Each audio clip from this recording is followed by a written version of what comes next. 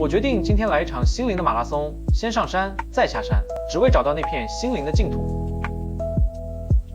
穿过高楼的缝隙，我拓上了一条被阳光和绿叶守护的秘密小径，每一步都像是在与自然对话，而我正准备接受一场心灵的洗礼。终于，我看到了神象山的标志，仿佛是通往另一个世界的入口。我准备好了，迎接心灵的冒险。庙门缓缓打开，那一刻，我仿佛穿越了时空，从喧嚣的城市来到了一个宁静的圣地。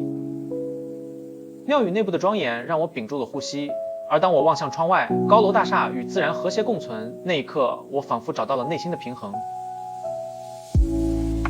轻轻敲响鼓钟，那悠长的回音仿佛在告诉我，一切都会好起来的。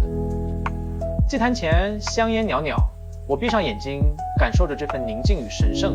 在这里，我找到了心灵的归宿，也找到了继续前行的力量。